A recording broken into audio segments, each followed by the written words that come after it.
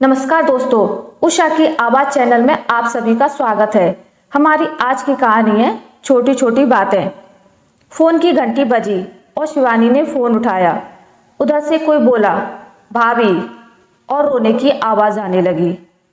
शिवानी ने प्यार से पूछा, अमित, छोटे बच्चे की तरह क्यों रो रहे हो? अमित ने रोते हुए कहा, भाभी, और फिर सुबकने की आवाज आने लगी। शिवानी बोली, अमित, पहले तुम चुप हो जाओ।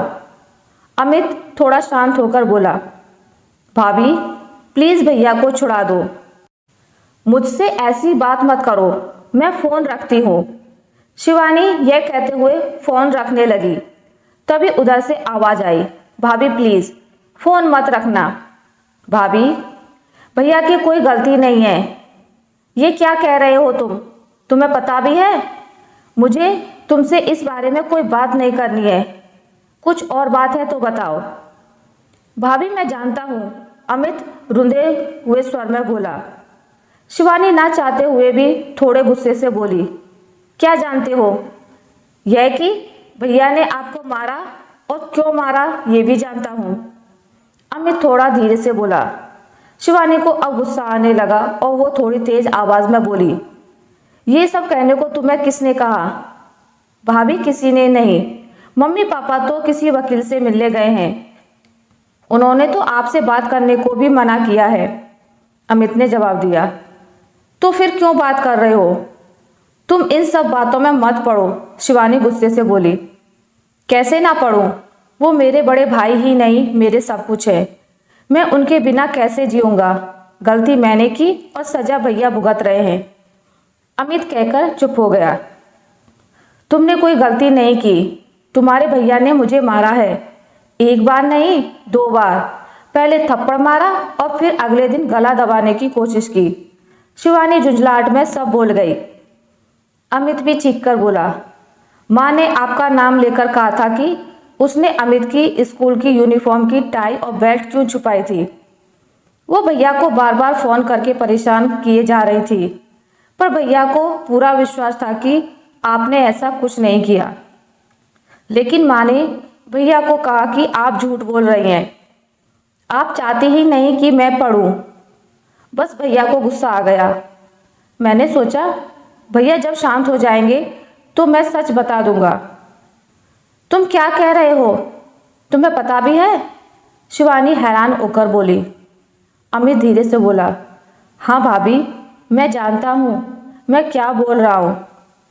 24 जनवरी सुबह 5 बजे आप दोनों बेंगलुरु के लिए निकल गए थे। मुझे लगा था उस दिन मैं स्कूल की छुट्टी कर लूँगा, पर मम्मी पापा बोले, नहीं, कोई छुट्टी नहीं होगी, स्कूल जाओ। स्कूल में मेरा टेस्ट था और मैंने याद नहीं किया था। मम्मी पापा को पता था कि बुधवार को स्कूल की यूनिफॉर्म की चेकिंग होती है, इसलिए मैंने टाई बेल्ट जल्दी से बेड के नीचे डाल दी और उनके साथ ढूंढने लग गया। बस ढूंढते ढूंढते समय कट गया। मम्मी को लगा आप छुपा कर गई हैं। उन्होंने तभी भैया को फ़ोन लगाकर गुस्से में आपके लिए बहुत कुछ कहा और साथ में ये भी कह दिया, आप चाहते ही नहीं मैं पढ़ूं। मुझे नहीं पता था यह इतनी बड़ी बात हो जाएगी। सॉरी भाभी, शिवानी ने दर्द भरी आवाज़ में कहा। तुमने यह बात अपने भैया से क्यों नहीं बताई? मैंने भैया को फ़ोन किया था, पर भैया ने कहा मैं बाद में बात करूँगा। मैं डर गया था। भाभी, प्लीज़ मेरे भैया को जेल से निकाल दो। उनकी ज़िंदगी खराब हो जाएगी। उन्होंने बहुत मेहनत की है, तब जाकर इतनी अच्छी नौकरी मिली है। भाभी प्लीज़, मेरी खातिर। ये कहकर अमित ज़ोर ज़ोर से रोने लगा। शिवानी बोली, चुप हो जाओ, मैं तुम्हारे भैया को जेल से निकाल दूंगी, पर तुम प्रॉमिस करो तुम हमारी इन बातों के बारे में कभी किसी को नहीं बताओगे, अपने भैया तक को नहीं। आज के बाद मुझसे बात भी नहीं करोगे। शिवानी ने फ़ोन रख दिया। फ़ोन रखकर वो फूट फूट कर रोने लगी। थोड़ी देर बाद चुप हो गई और कंप्लेंट वापस कैसे लेनी है सोचने लगी, क्योंकि पापा ने ही वहाँ से थाने फ़ोन किया था और पुलिस रात को आकर पकड़ कर ले गई थी। तभी दरवाजे पर बेल बजती है। वह दरवाज़ा खोल देती है और दरवाज़ा खोलते ही अपने पापा के गले लगकर खूब रोती है। उसके पापा जी की भी आंखें नम हो जाती हैं। फिर उसके पापा उसे चुप करवाते हैं और उसे कहते हैं, तैयार हो जाओ, थाने जाना है, FIR लिखवानी है। रात को सिर्फ तुम्हारी प्रोटेक्शन के लिए पुलिस उसे ले गई थी। शिवानी पहले अपने पापा को पानी देती है और फिर चाय बनाकर लाती है। पापा कहते हैं, चाय क्यों बनाई? शिवानी कहती है, पापा पहले मुझे आपसे कुछ बातें करनी है। और फिर वह बैठकर सब बातें बताती है। बातें सुनकर पापा एक गहरी सांस लेते हैं और कहते हैं, तो अब तू क्या करना चाहती है? दुखी मन से पूछते हैं। पापा मुझे कुछ नहीं करना, बस आप उस इंसान को जेल से निकलवा दो और अब मैं अपनी ज़िंदगी खुद ही जीऊँगी। अभी आपके साथ आपके घर जाऊंगी और नौकरी करूंगी, बस और कुछ नहीं। उसके पापा उसके सर पर हाथ रखकर एक लंबी सांस लेते हैं और कहते हैं, बेटा वो तेरा घर है और सदा तेरा ही घर रहेगा। और इतना कहकर वो भावुक उठते हैं। फिर अपने को संभालते हुए कहते हैं, तू चाहे जो कर, बस खुश रहने की कोशिश कर। और खुद के आंसू संभाल नहीं पा रहे थे। ऐसा ही होता है बाप का प्यार।